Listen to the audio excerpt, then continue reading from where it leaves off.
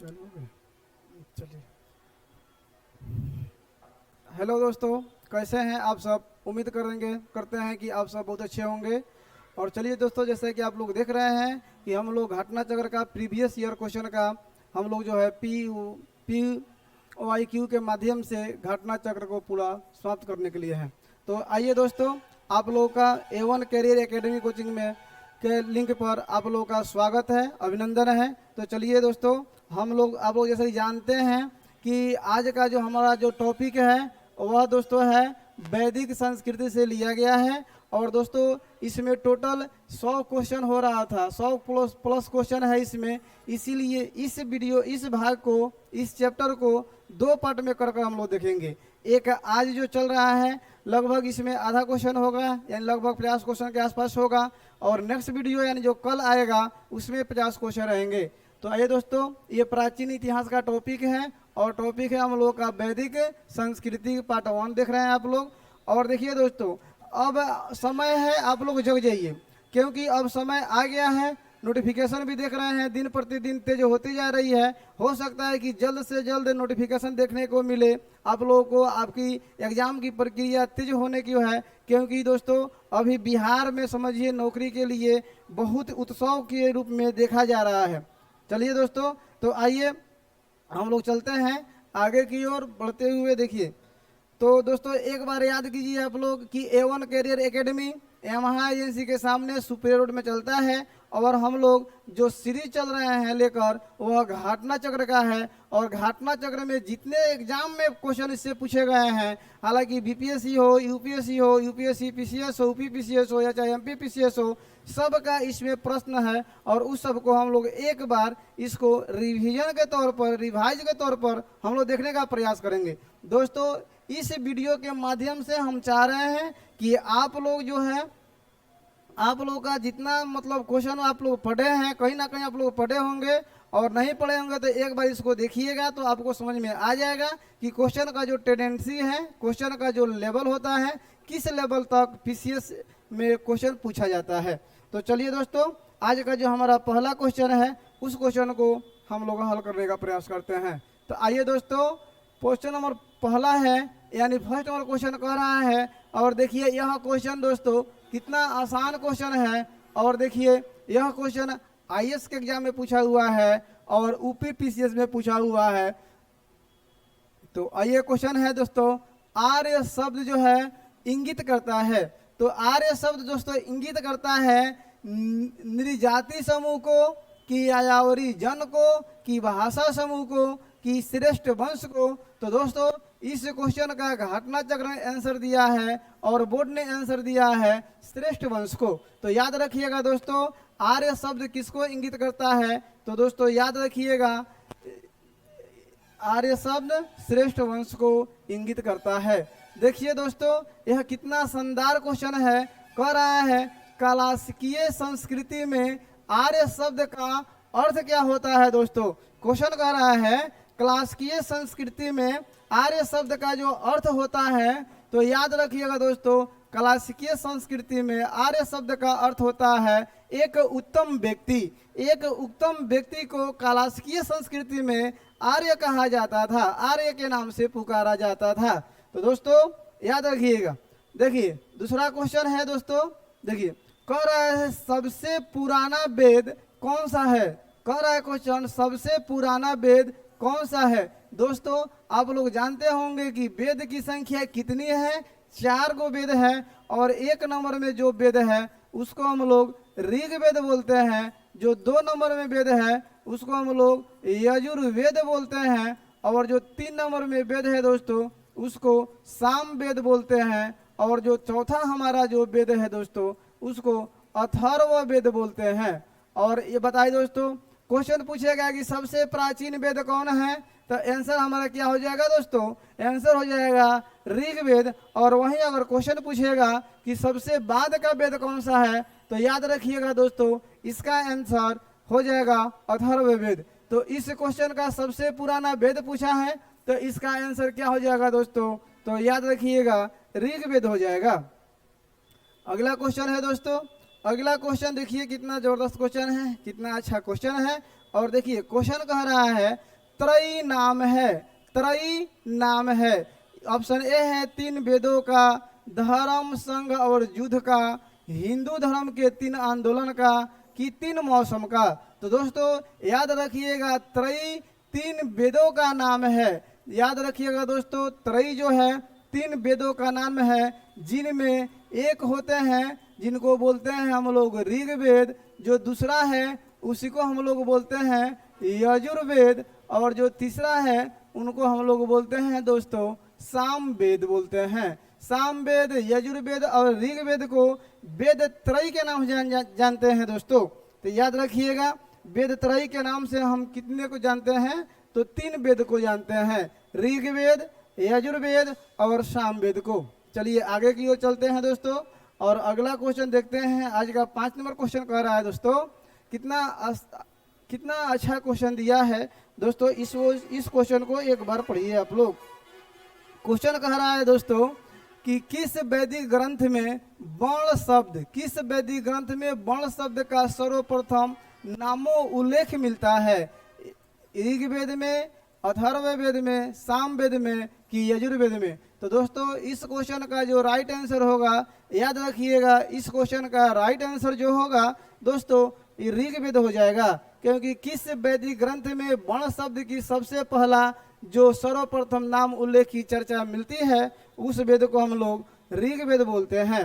अगला क्वेश्चन देखिए कितना शानदार क्वेश्चन दिया है दोस्तों। और अगला क्वेश्चन कह रहा है, अगला क्वेश्चन देखिए दोस्तों, अगला क्वेश्चन कह रहा है, अगला क्वेश्चन क्या कह रहा है दोस्तों, देखिए वर्ण व्यवस्था से संबंधित, वर्ण व्यवस्था से संबंधित पुरुष सूक्त मूलतः पाया जाता है। वर्ण व्यवस्था से संबंधित पुरुष सूक्त मूलतः पाया जाता है अथर्ववेद में, सामवेद में, ऋग्वेद में, मनुस्मृति में, कि इनमें से कोई नहीं। तो दोस्तों याद रखिएगा इस क्वेश्चन का जो सही जवाब होगा वह हो जाएगा दोस्तों ऋग्वेद। ऋग्वेद में सर्वप्रथम देखने को मिलता है पुरुष सूक्त की चर्चा, हमको कहाँ देखने को मिलती है दोस्तों, तो ऋग्वेद में। आइए अगला क्वेश्चन की ओर चलते हुए दोस्तों हम लोग बढ़ते हैं। और अगला क्वेश्चन देखिए कितना शानदार क्वेश्चन कह रहा है दोस्तों। और अगला क्वेश्चन कह रहा है, चलिए आइए दोस्तों देखते हैं अगला क्वेश्चन कह रहा है सुनिश्चित कीजिए अथर्ववेद का संबंध किससे है दोस्तों। आप लोग जान रहे हैं औषधि से, जादू, टोना, यह सब प्रवृत्ति के वेद हमारे अथर्ववेद में है। और याद रखिएगा दोस्तों ऋग्वेद में ईश्वर की महिमा की परिकल्पना किया जाता है। और याद रखिएगा जो यजुर्वेद का संबंध है दोस्तों यह कर्मकांडीय वेद है और बलिदान विधि से संबंधित है। और सामवेद का संबंध दोस्तों याद रखिएगा संगीत से है। इसलिए इस क्वेश्चन का सही जवाब क्या हो जाएगा दोस्तों, देखिए 1 का 3 हो गया, फिर 2 का 1 हो जाएगा, यानी 1 का 3 नहीं है, ये भी नहीं है, ये भी नहीं, ये भी नहीं। इसका सही आंसर दोस्तों ए हो जाएगा। चलिए दोस्तों तो आगे की ओर बढ़ते हैं और अगला क्वेश्चन देखते हैं। देखिए क्वेश्चन क्या कह रहा है। अगला क्वेश्चन कह रहा है दोस्तों, बहुत ही शानदार क्वेश्चन है। और अगला क्वेश्चन को देखिए दोस्तों, अगला क्वेश्चन कह रहा है, देखिए अगला क्वेश्चन कह रहा है कि सूची 1 को सूची 1 से 2 से मिलान कीजिए, सुमिलित कीजिए और नीचे दिए गए कूट की सहायता से सही उत्तर चुनिए। दोस्तों कह रहा है सूची 1 और सूची 2 को मिलान करना है। तो बताइए दोस्तों ऋग्वेद का संबंध किससे है, यजुर्वेद का संबंध किससे है, सामवेद का संबंध किससे है और अथर्ववेद का संबंध किससे है। तो याद रखिएगा दोस्तों ऋग्वेद का जो है, ऋग्वेद का जो संबंध है, ऋग्वेद में हम लोग देखते हैं कि स्रोत एवं प्रार्थना की चर्चा ऋग्वेद में मिलती है। दूसरा चीज दोस्तों याद रखिएगा जो अथर्ववेद है जादू टोना मंत्र वाला, यानी हम लोग को तंत्र मंत्र एवं वशीकरण से संबंधित है। और सामवेद दोस्तों याद रखिएगा इस संगीतमय से लिया गया है, इसमें संगीत की चर्चा है, सारे गामा पादा निशा, यह सब जो है सामवेद से लिया गया है। और यजुर्वेद दोस्तों याद रखिएगा यह कर्मकांडीय वेद है। तो इसका राइट आंसर क्या हो जाएगा दोस्तों, पहला का 4 देखिए यहाँ पर है, ई नहीं होगा, यहाँ पर है, ई नहीं होगा। दूसरा चीज बी का देख रहा है, बी का 2 यहाँ पर है, बी का यहाँ पर 3 है। इसका राइट आंसर दोस्तों ए हो जाएगा। चलिए आगे चलते हैं दोस्तों। और देखिए देखिए देखिए आगे क्वेश्चन जो दिया है बहुत ही शानदार क्वेश्चन दिया है। निम्नलिखित 4 वेदों में से किस एक में जादुई माया यानी जोगटोन की बात हो रही है हो रही है, तंत्र मंत्र की बात हो रही है और वशीकरण वाला बात हो रहा है। तो आपको याद होगा कि अभी ने बताए हैं, इसका राइट आंसर क्या हो जाएगा? अथर्ववेद हो जाएगा। इस क्वेश्चन का जो राइट आंसर हो जाएगा दोस्तों, तो वह हो जाएगा अथर्ववेद। तेजी में चलते हुए इसको रिवाइज कर दिया आप लोग दोस्तों। और देखिए क्वेश्चन कह रहा है दोस्तों, बहुत अच्छा क्वेश्चन है और बहुत ही शानदार प्रश्न है। आज का जो 10 नंबर प्रश्न है हम लोग का, और 10 नंबर में देखिए दोस्तों क्या कह रहा है। 10 नंबर प्रश्न में देखिए क्या कह रहा है दोस्तों।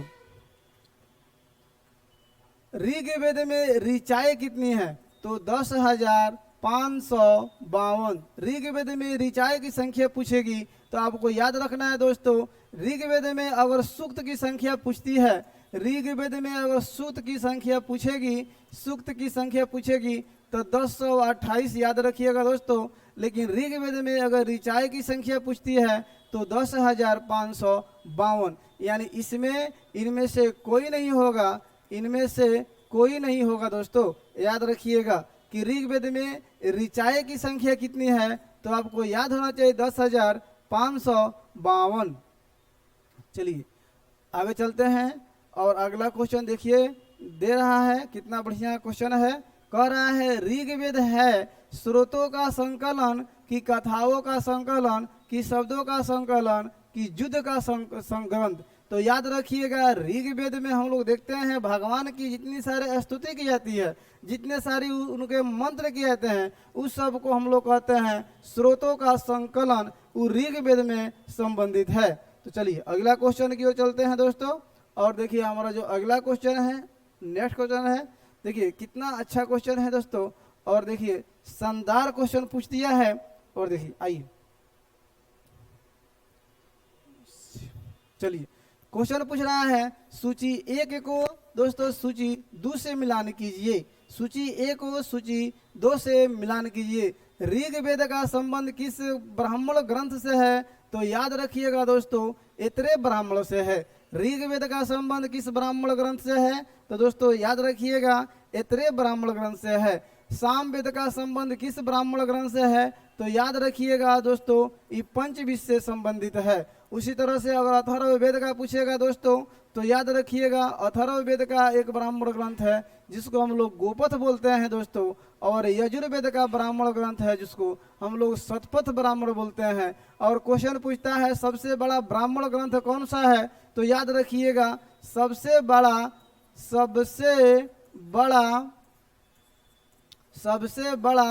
ब्राह्मण ग्रंथ जो है, ब्राह्मण ग्रंथ जो है वह शतपथ ब्राह्मण है, जो यजुर्वेद का शतपथ ब्राह्मण है। ठीक है, तो इस क्वेश्चन का जो राइट जो आंसर हो जाएगा वह हो जाएगा हम लोग का यानी सी 1 का 3, यानी ऋग्वेद का ब्राह्मण ग्रंथ दोस्तों ऐतरेय ब्राह्मण हो जाएगा। दूसरा चीज सामवेद का ब्राह्मण ग्रंथ पंचविश हो जाएगा, अथर्ववेद का ब्राह्मण ग्रंथ गोपथ हो जाएगा, और यजुर्वेद का ब्राह्मण ग्रंथ दोस्तों शतपथ ब्राह्मण हो जाएगा। और याद रखिएगा सबसे बड़ा ब्राह्मण ग्रंथ पूछेगा तो याद रखिएगा दोस्तों इसका सही आंसर हो जाएगा शतपथ ब्राह्मण। चलिए आगे की ओर चलते हैं दोस्तों। और देखिए आइए दोस्तों देखते हैं अगला क्वेश्चन जो 13 नंबर क्वेश्चन दिया है। ये बहुत अच्छा क्वेश्चन है और इसका आंसर देने का प्रयास कीजिएगा। निम्नलिखित में से कौन सा ब्राह्मण ग्रंथ ऋग्वेद से लिया गया है, ऋग्वेद से संबंधित है? तो आपको अभिनय बताए हैं ऋग्वेद से कौन ब्राह्मण ग्रंथ है? तो ऐतरेय ब्राह्मण ग्रंथ का संबंध किससे है? तो ऋग्वेद से है। तो याद रखिएगा दोस्तों गोपथ ब्राह्मण ग्रंथ का संबंध किससे है? तो अभी बताए हैं आप लोगों को कि अथर्ववेद से का संबंध किस ब्राह्मण ग्रंथ से है?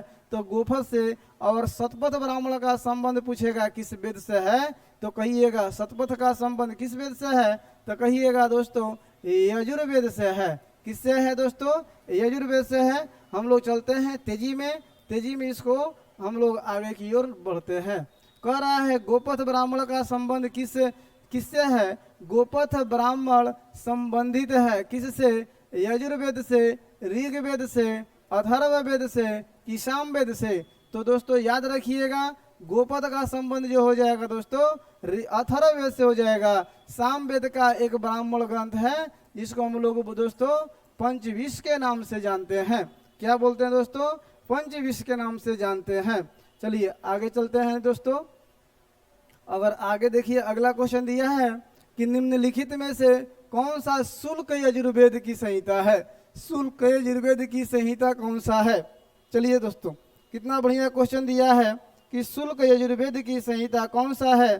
तो याद रखिएगा दोस्तों, वाजसनेयी या वाजसनेयी होगा कि मैत्रायणी होगा कि तैत्रीय होगा कि काठक होगा?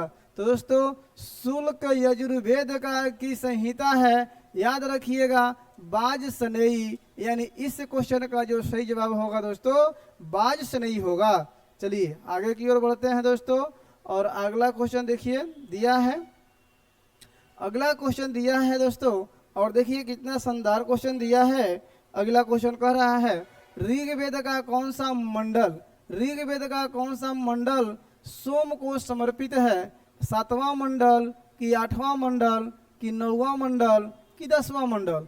तो याद रखिएगा दोस्तों, ऋग्वेद का 9वां मंडल जो है वह सोम को समर्पित है। चलिए दोस्तों आगे की ओर बढ़ते हुए अगला क्वेश्चन हम लोग देखते हैं, और अगला क्वेश्चन देखिए आपके स्क्रीन पर आगे है दोस्तों। और अगला क्वेश्चन देखिए क्या कह रहा है। कह रहा है अगला क्वेश्चन कि ऋग्वेद संहिता का 9वां मंडल पूर्णतः किसको समर्पित है? यानी ऋग्वेद का जो 9वां मंडल जो है किसको समर्पित है? इसके पहले इसका आंसर देख लिए थे, सोम और इसके पेपर नामाकृत देवता हैं, इन्हीं को समर्पित है। और इनका राइट आंसर इस क्वेश्चन का हो जाएगा डब्बा, यानी डी हो जाएगा, सोम और इस पेपर नामकृत देवता।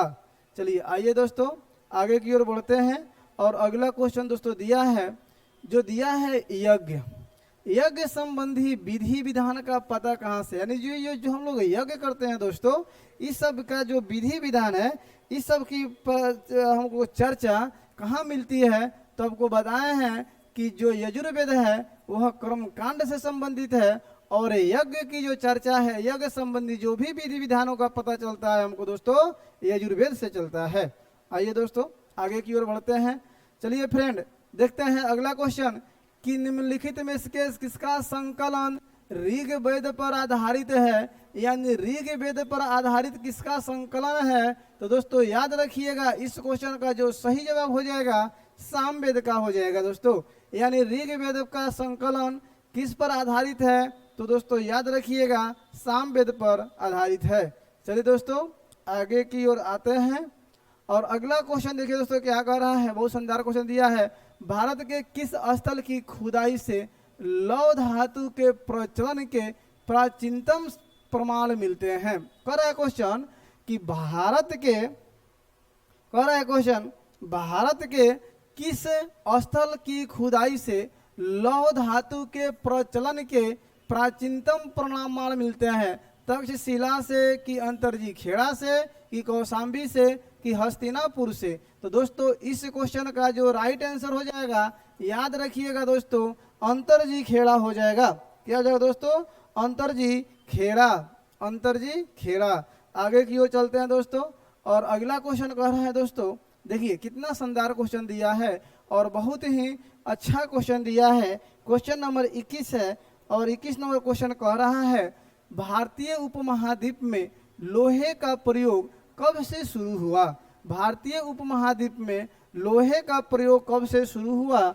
ऑप्शन ए कह रहा है प्रायः 9000 वर्ष पूर्व, प्रायः 12000 वर्ष पूर्व, प्रायः 6000 वर्ष पूर्व, उपयुक्त में से एक से अधिक और उपयुक्त में से कोई नहीं। देखिए दोस्तों यह क्वेश्चन 2022 में पूछा गया है, और 2022 में बीपीएससी के माध्यम से पूछा गया है, तो इसलिए यह क्वेश्चन बहुत इंपॉर्टेंट हो जाता है। इसलिए याद रखिएगा प्रायः 6000 वर्ष पूर्व भारत में देखें हम लोग लोहा का प्रयोग कब से शुरू हुआ? तो 6000 पूर्व। अगला क्वेश्चन है दोस्तों, याद रखिएगा ये क्वेश्चन देखिए कितना एक नंबर अच्छा क्वेश्चन दिया है, और कितना आसान क्वेश्चन है, लेकिन शानदार क्वेश्चन दिया है कि उपनिषद पुस्तक जो होती हैं धर्म से आधारित, धर्म पर संबंधित है कि योग से संबंधित है कि विधि पर कि दर्शन पर। तो दोस्तों देखिए यह क्वेश्चन का वैल्यू कितना बढ़ गया है कि दो दो बार पूछ लिया है। तो याद रखिएगा इस क्वेश्चन का जो जवाब है वह हो जाएगा दर्शन पर आधारित है। उपनिषद की पुस्तक किससे संबंधित है दोस्तों? तो दर्शन से संबंधित है। चलिए दोस्तों आगे की ओर बढ़ते हैं और आगे का क्वेश्चन जो हमारा है आज का क्वेश्चन नंबर है 23 और 23 नंबर देखिए क्वेश्चन क्या कह रहा है। उपनिषद मुख्य विषय है, यानी दर्शन का विषय है कि राज्य का विषय है कि सामाजिक व्यवस्था का विषय है कि विधि का विषय है। तो दोस्तों इस क्वेश्चन का जवाब क्या हो जाएगा? दर्शन का विषय है, दर्शन से संबंधित है। चलिए दोस्तों आगे की ओर चलते हैं और हम लोग का जो अगला यानी नेक्स्ट क्वेश्चन जो होगा देखिए क्या है दोस्तों। कह रहा है अगला क्वेश्चन यानी क्वेश्चन नंबर जो 24 है, कह रहा है निम्नलिखित में से किस एक वैदिक संहिता में मोक्ष की चर्चा मिलती है? किस वैदिक संहिता में मोक्ष की चर्चा की गई है? यानी ऋग्वेद में कि परवर्ती संहिता में कि ब्राह्मण में कि उपनिषद में? तो दोस्तों मोक्ष की चर्चा अगर देखने को कहीं मिलता है तो वह जो उपनिषद होता है उसी में देखने को मिलता है दोस्तों। तो इस क्वेश्चन का जो राइट आंसर दोस्तों हो जाएगा वह हो जाएगा उपनिषद। चलिए अगला क्वेश्चन की ओर चलते हैं दोस्तों और अगला क्वेश्चन कह रहा है, देखिए कितना शानदार क्वेश्चन है आज का, बहुत ही शानदार क्वेश्चन है। और आज का जो शानदार क्वेश्चन कह रहा है अध्यात्म ज्ञान के विषय में, अध्यात्म ज्ञान के विषय में नचिकेता और यम का संवाद, नचिकेता और यम का संवाद किस उपनिषद में प्राप्त होता है? बृहदारण्यक उपनिषद में कि छंदोग्य उपनिषद में कि कठोपनिषद में कि केन उपनिषद में? इस क्वेश्चन को देखिए दोस्तों कितना बार पूछा है, इसलिए यह क्वेश्चन किसी भी परीक्षा में बहुत ही इम्पोर्टेंट हो जाता है। और याद रखिएगा जो इस क्वेश्चन का जो राइट आंसर होगा यानी जो सही आंसर होगा दोस्तों याद रखिएगा कठोपनिषद हो जाएगा। चलिए आगे की ओर बढ़ते हैं दोस्तों और आगे का हमारा अगला जो क्वेश्चन है, क्वेश्चन कह रहा है दोस्तों, क्वेश्चन कह रहा है दोस्तों अगला है हमारा नचिकेता आख्यान का उल्लेख कहाँ मिलता है? नचिकेता आख्यान का उल्लेख कहाँ मिलता है? तो अभी ने इसके बारे में बताए थे दोस्तों। नचिकेता और यम के संवाद का उल्लेख कठोपनिषद में मिलता है और इसका सही जवाब जो दोस्तों हो जाएगा वो हो जाएगा कठोपनिषद में। चलिए आगे की ओर बढ़ते हैं दोस्तों। आइए अगला वाला जो क्वेश्चन है, अगला हमारा क्वेश्चन है, यह क्वेश्चन क्या कह रहा है दोस्तों? और यह क्वेश्चन देखिए कितना शानदार क्वेश्चन है। आइए देखते हैं जो हमारा क्वेश्चन नंबर 27 है, कितना शानदार क्वेश्चन दिया है।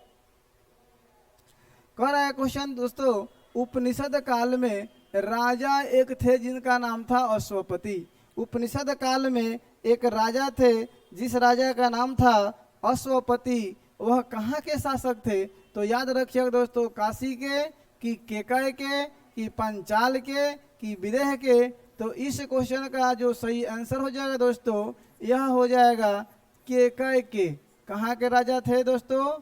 केकय राज के राजा थे राजा अश्वपति। राजा अश्वपति का संबंध किस राज्य से है? तो केकय से संबंधित है। चलिए दोस्तों आगे की ओर बढ़ते हैं और अगला हमारा जो नेक्स्ट क्वेश्चन है शानदार क्वेश्चन है आज का जो है हम लोगों का है 28वां नंबर जो क्वेश्चन है, बहुत ही अच्छा क्वेश्चन दिया है दोस्तों। ये सब क्वेश्चन जो देख रहे हैं दोस्तों यह सब क्वेश्चन कहना से घटना चक्र से घटना चक्र में जितने सारे क्वेश्चन दिए हैं उसी क्वेश्चन को हम यहाँ पर एक बार वीडियो के माध्यम से कराने का प्रयास कर रहे हैं दोस्तों।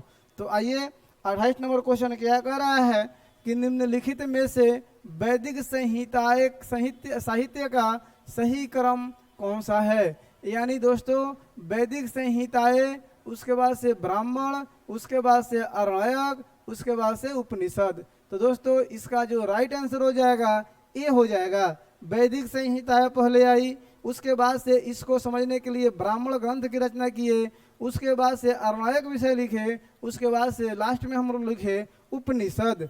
चलिए दोस्तों आगे की ओर बढ़ते हैं और देखिए दोस्तों कितना शानदार क्वेश्चन दिया है।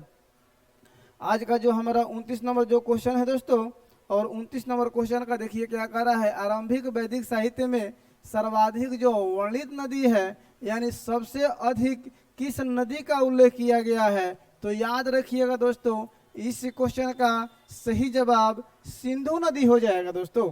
तो इसका राइट आंसर क्या हो दोस्तों? सिंधु नदी।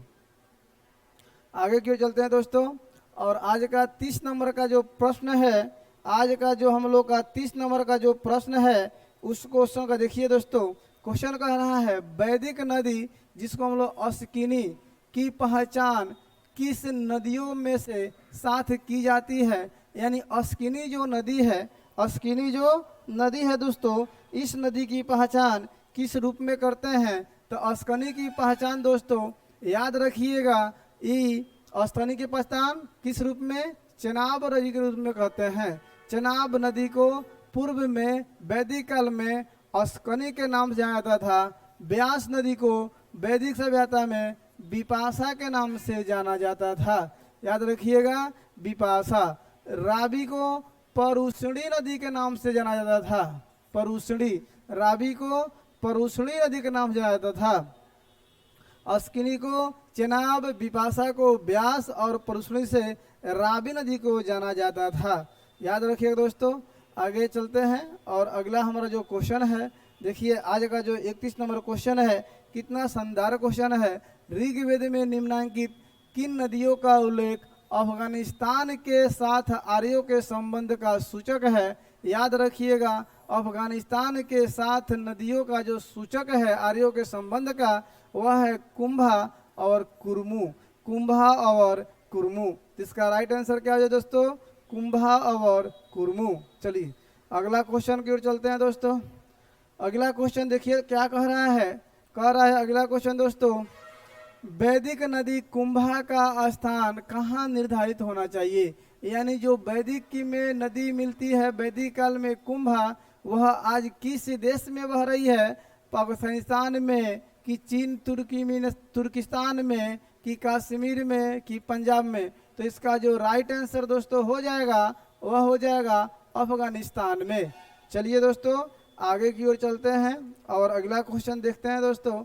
और अगला क्वेश्चन क्या कह रहा है, देखिए कितना अच्छा क्वेश्चन दिया है दोस्तों। याद रखिएगा, ये वैदिक नदी दिया है और यहाँ पर दिया है आधुनिक नाम। यानी कुंभा को आज किस नाम से जानते हैं दोस्तों?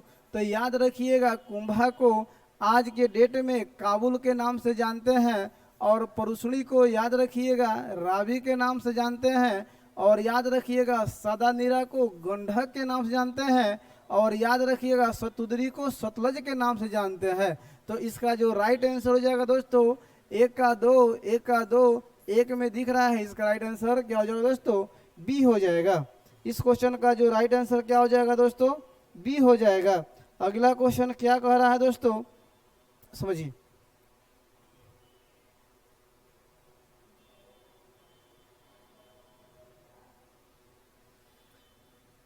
चलिए अगला क्वेश्चन देखते हैं दोस्तों। और अगला क्वेश्चन देखते हैं, कितना शानदार क्वेश्चन है दोस्तों। चलिए आइए अगला क्वेश्चन देखते हैं कि महाभारत काल में महानदी का नाम क्या था? यह क्वेश्चन देखिए चंडीगढ़ पीसीएस के प्री एग्जाम में 2016 में पूछा हुआ है। महाभारत काल में जो महानदी का नाम क्या था? कावेरी था, कि ताप्ती था, कि महानंदा था, कि गंगा था? तो याद रखिएगा दोस्तों, इनमें से कोई नहीं। यानी कि महाभारत काल में महानदी का नाम चित्रोलप्ता था। क्या था दोस्तों? चित्रोलप्ता के नाम से जानते हैं हम लोग दोस्तों। महानदी को महाभारत काल में किस नाम से जाना जाता था? चित्रोलप्ता के नाम से जाना जाता था। याद रखिएगा दोस्तों, चित्रोलप्ता। अगला नंबर क्वेश्चन है दोस्तों, अगला नंबर आज का 35वां नंबर जो हमारा क्वेश्चन है, कितना शानदार क्वेश्चन दिया है दोस्तों। याद रखिएगा, वायु पुराण में महानदी का पौराणिक नाम क्या है? तो याद रखिएगा, यह जो चित्रोलप्ता देखे हैं, महाभारत काल में महानदी को चित्रलोप्ता के नाम जाना जाता था, जबकि प्रणालिक जो नाम था नीलोपला था।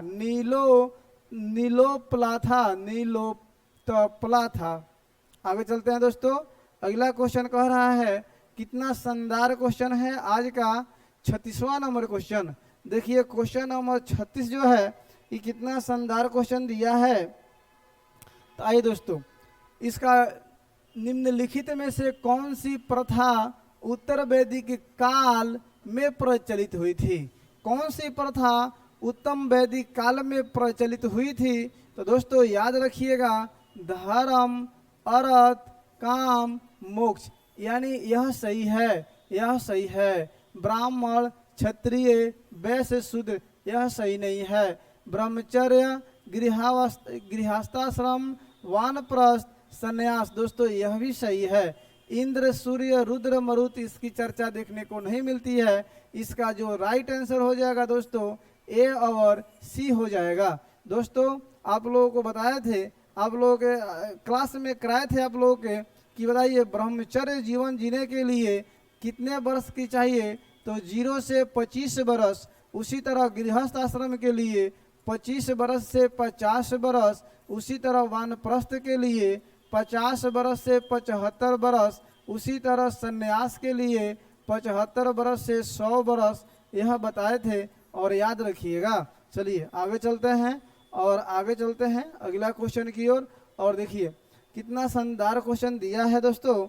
अगला हमारा 37 नंबर का जो क्वेश्चन है वह क्वेश्चन देखिए 37 नंबर कह रहा है। 37 नंबर क्वेश्चन कि धर्म तथा रीत भारत की प्राचीन वैदिक सभ्यता के एक केंद्रीय विचार को चित्रित करते हैं। इस संदर्भ में निम्नलिखित कथनों पर विचार कीजिए।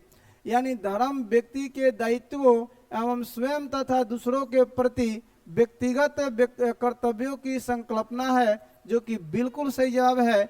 और रीत मूलभूत नैतिक विधान था जो सृष्टि और उससे अंतर्निहित सारे तत्वों के क्रियाकलापों को संचालित करता था दोस्तों। तो यह भी सही है। यानी इस क्वेश्चन का जो राइट आंसर दोस्तों हो जाएगा वह हो जाएगा हम लोग का सी। 1 और 2 दोनों सही है।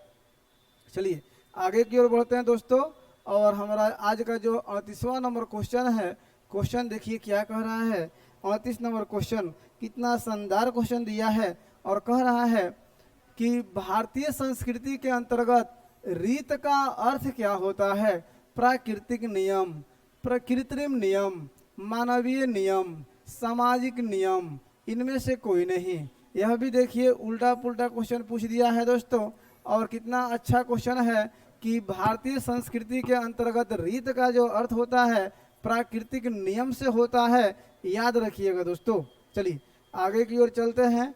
और आगे की ओर चलते हुए अगला जो क्वेश्चन है दोस्तों कह रहा है, निम्नलिखित वैदिक देवताओं में किसे उनका पुरोहित माना जाता था? किसे उनका, यानी वैदिक देवताओं में किसे उनका पुरोहित माना जाता था? अग्नि को, कि बृहस्पति को, कि घोष को, कि इंद्र को? तो याद रखिएगा दोस्तों, इस क्वेश्चन का जो सही जवाब हो जाएगा इंद्र हो जाएगा। इस क्वेश्चन का सही जवाब क्या जाएगा दोस्तों?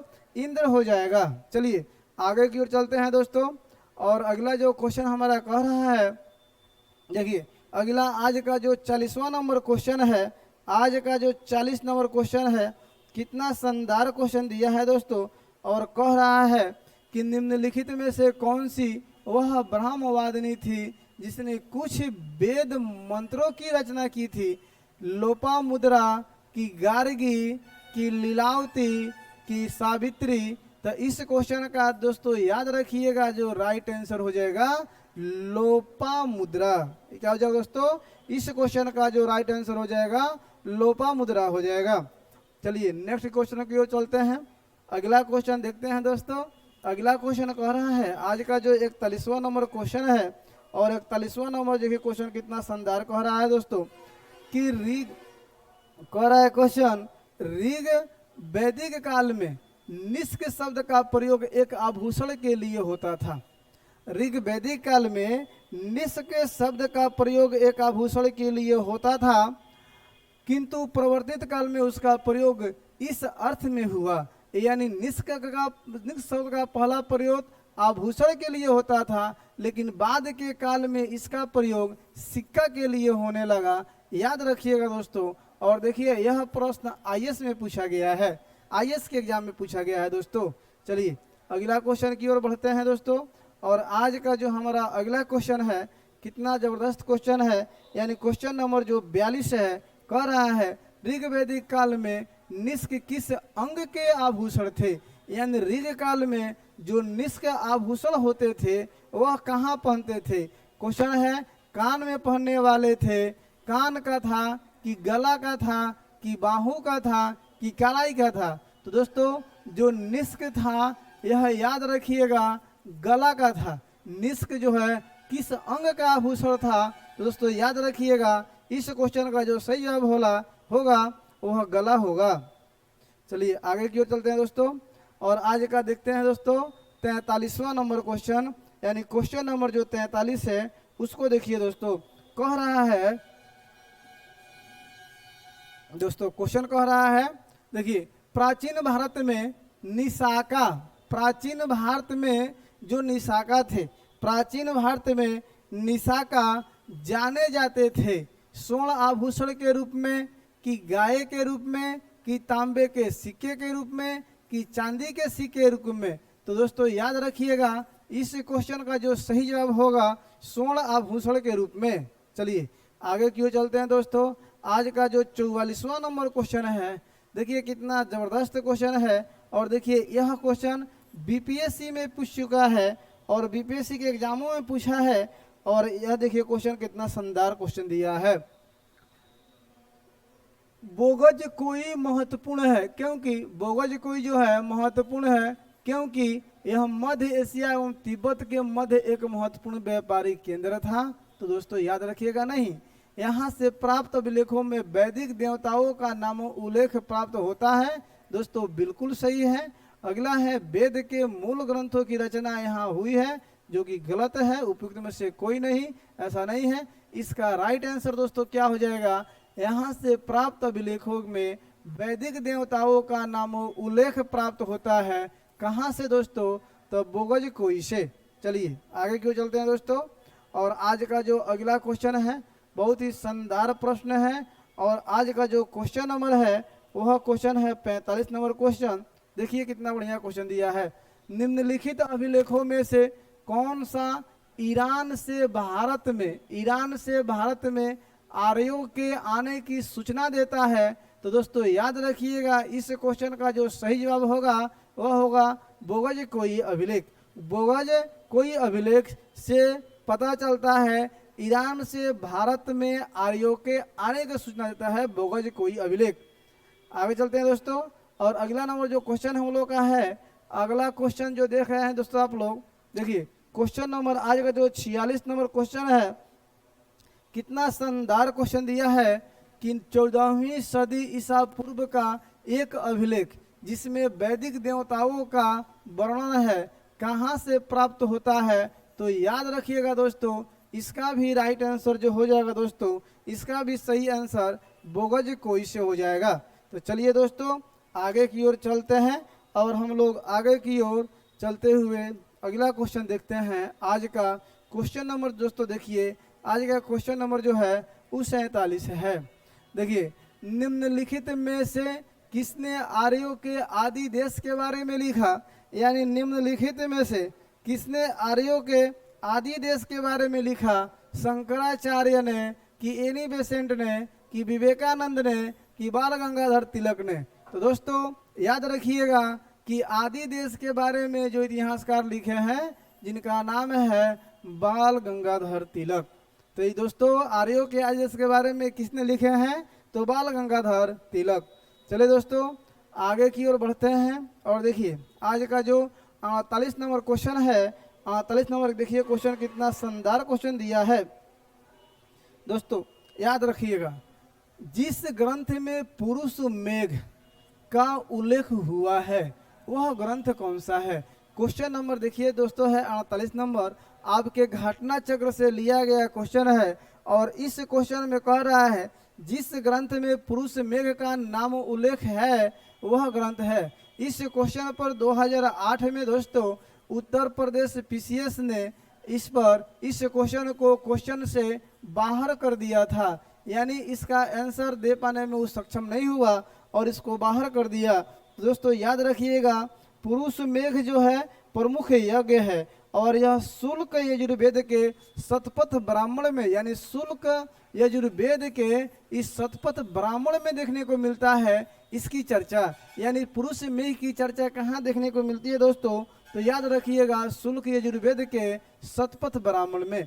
चलिए दोस्तों, तो आगे की ओर चलते हैं और आज का जो अगला क्वेश्चन है, आइए देखते हैं अगला क्वेश्चन। दोस्तों अगला क्वेश्चन 49 नंबर है और दे रहा है, देखिए दोस्तों क्वेश्चन कह रहा है, आज का दोस्तों जो क्वेश्चन है 49 नंबर क्वेश्चन कह रहा है कि शतपथ ब्राह्मण में उल्लिखित राजा विदेह माधव से संबंधित ऋषि कौन थे? विदेह माधव से संबंधित ऋषि कौन थे?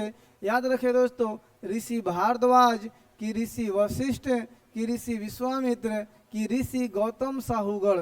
और याद रखिए दोस्तों, इस क्वेश्चन का जो राइट आंसर हो जाएगा ऋषि गौतम साहूगढ़ हो जाएगा दोस्तों। तो याद रखिएगा, इस क्वेश्चन का आंसर डी हो जाएगा। चलिए दोस्तों, अगला जो हमारा अगला क्वेश्चन जो है दोस्तों, याद रखिएगा अगला क्वेश्चन क्या कह रहा है दोस्तों, इसको पढ़िए। आज का जो 50वां नंबर क्वेश्चन है, याद रख, देखिए देखो, उत्तर वैदिक काल में निम्नलिखित में से किनको आर्य संस्कृति का धूर समझा जाता था? किसको दोस्तों आर्य संस्कृति का धूर समझा जाता था? यानी उत्तर वैदिक काल में निम्नलिखित में से किनको आर्य संस्कृति का धूर समझा जाता था? अंग और मगध को, कौशल और विदेह को, कुरु और पंचाल को, कि मत्स्य और सूरसेन को। तो दोस्तों याद रखिएगा, इस क्वेश्चन का जो सही जवाब होगा दोस्तों, याद रखिएगा कुरु और पंचाल, कुरु और पंचाल। दोस्तों चलिए आगे की ओर बढ़ते हुए अगला क्वेश्चन देखते हैं दोस्तों। देखिए दोस्तों, आज का क्वेश्चन हम लोग का यानी कि 50 तक है। नेक्स्ट वीडियो में 50 से जो आगे रहेगा, नेक्स्ट वीडियो में 50 से जो बाकी रहेगा उसको पार्ट 2 में कराएंगे दोस्तों। घबराना नहीं है, आराम से तेजी में इसको रिवाइज के तौर पर देखते चलिए और अपना रिकॉल करते चलिए। तो थैंक्स फॉर वाचिंग। चलिए दोस्तों, आप लोग मेरे साथ बने रहने के लिए बहुत बहुत धन्यवाद। तब तक के लिए चलिए दोस्तों, एक बार आपको पुनः याद दिलाते हैं कि यह चैनल का नाम है A1 career academy and library और यहाँ जो है बेतिया में चलता है और यामाहा एजेंसी के सामने सुपुरिया सिनेमा रोड बेतिया में चलता है।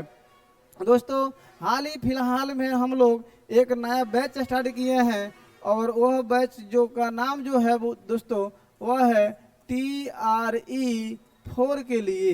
एक जो बैच चल रहा है TRE 4 के लिए चल रहा है और इसको जो हमारे इसका जो टाइमिंग है दोस्तों, यह टाइमिंग है 8 से लेके 12 बजे, यानी सुबह में यह बैच चल रहा है दोस्तों। सुबह में बैच चल रहा है। अगर आप सही में चाहते हैं कि अपने मम्मी पापा का, अपने घर परिवार का नाम रोशन करने के लिए, तो यह वीडियो को, इस बैच को अवश्य पकड़ लीजिए, क्योंकि यह बैच आपको आपके सफलता की ओर लेकर जाएगा। और दोस्तों चलिए, बहुत बहुत धन्यवाद। आज के लिए इतना ही, तब तक मिलेंगे अगला वीडियो में। तब तक के लिए जय हिंद दोस्तों, जय भारत, भारत माता की जय, भारत माता की जय।